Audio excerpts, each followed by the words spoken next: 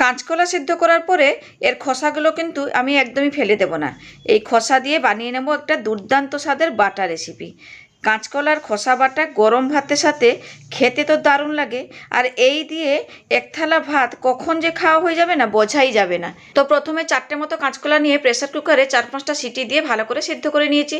এখন কিন্তু কাঁচকলাগুলো গরম আছে, তাই একটু ঠান্ডা হলে এই খোসাগুলো ছাড়িয়ে আলাদা করে রেখে দেবো। তো আমি এইখানে কাঁচকলার খোসাগুলোকে কিন্তু ছাড়িয়ে আমি আলাদা করে রেখে দিয়েছি। আর এদিকে গ্যাসে কড়াই বসিয়ে ভালো করে গরম করে নিয়েছি। এরপরে দিয়ে দিলাম সর্ষের তেল।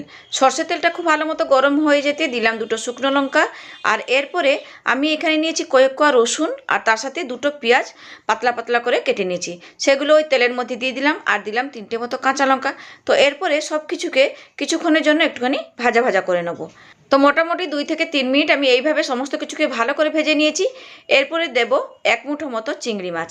কাঁচকলার খোসা বাটাতে যদি এইরকম একটুখানি চিংড়ি মাছ দিয়ে দেওয়া হয় না, তার টেস্টটা কিন্তু একটু অন্যরকম হয়ে যায়। তো যাই হোক, চিংড়ি মাছটা দিয়ে দেওয়ার পরে না সমস্ত কিছুকে আরও একবার বা কিছুক্ষণের জন্য একটুখানি লাল করে ভেজে নেব। যতক্ষণ চিংড়ি মাছগুলো লাল করে না ভাজা হচ্ছে ততক্ষণ ধরে সমস্ত কিছুকে ভালো করে কিন্তু নাড়াচাড়া করে ভেজে নেব। তো যাই হোক, মোটামুটি 3-4 মিনিট পরে ভাজাটা পুরো রেডি হয়ে গেছে। এরপরে কিন্তু তুলে নেব।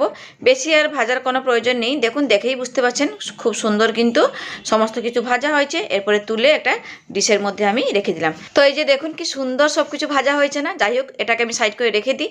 আর এইদিকে নিয়ে নিয়েছি কাঁচকলার খোসাগুলো, মানে এখন তো ঠান্ডা হয়ে গেছে। এরপরে আমি ছোট ছোট টুকরো করে কেটে নিচ্ছি।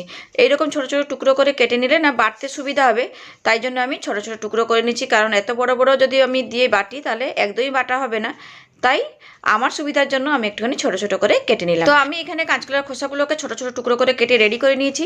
আর এদিকে নিয়ে নিয়েছি একটা ছোট্ট মিক্সার জার। এরপরে 2 মুঠো মতো দিয়ে দিলাম সেদ্ধ করা কাঁচকলার খোসা। এরপরে 2 চামচ মতো দিয়ে দিলাম ওই যে ভেজে রাখা চিংড়ি মাছ, পেঁয়াজ আর রসুন, কাঁচা লঙ্কা, শুকনো লঙ্কা। তো সমস্ত কিছু দিয়ে একেবারে পুরো মিহি করে বেটে নিয়েছি। তবে বাটার সময় না অল্প অল্প করে একটুখানি জলও দিয়ে দিয়েছিলাম, যাতে বাটাটা একটুখানি স্মুথলি হয়ে যায়। তো কাঁচকলার খোসা বাটা তো রেডি হয়ে গেছে। এরপরে কিন্তু এই কাঁচকলার খোসা বাটাটাকে না ভেজে নিতে হবে। তার জন্য কড়াইতে বেশ কিছুটা পরিমাণে সর্ষের তেল দিয়ে ভালো করে গরম করে নিয়েছি। তো প্রথমে কালো জিরে ফোড়ন দিতাম, তো কালো জিরে ফোড়ন দেওয়ার সময় ভুলে গেছি। চট করে কী করলাম, ওই বাটাটাকে তেলের মধ্যে দিয়ে দিয়েছি। যদি আপনারা আমার মতো করে বানাতে চান তাহলে প্রথমে কিন্তু তেলের মধ্যে অল্প একটুখানি কালো জিরে ফোড়ন দেবেন, তাহলে কিন্তু টেস্টটা আরও ভালো আসবে। যাই হোক, কাঁচকলা বাটাটাকে তেলের মধ্যে দিয়ে ভালো করে নাড়াচাড়া করে মিশিয়ে নেওয়ার পর দিয়ে দিয়েছিলাম হলুদের গুঁড়ো, নুন আর পরিমাণ মতো একটুখানি চিনি দিয়েছিলাম।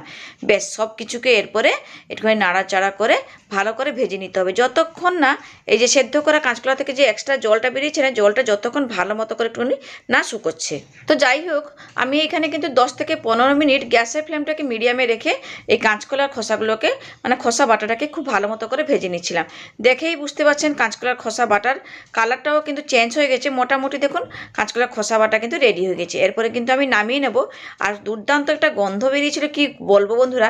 এইরকম যদি গরম গরম কাঁচকলার খোসা বাটা মানে গরম ভাতের পাশে থাকে, তাহলে আমার মনে হয় না আর কিছুই লাগবে।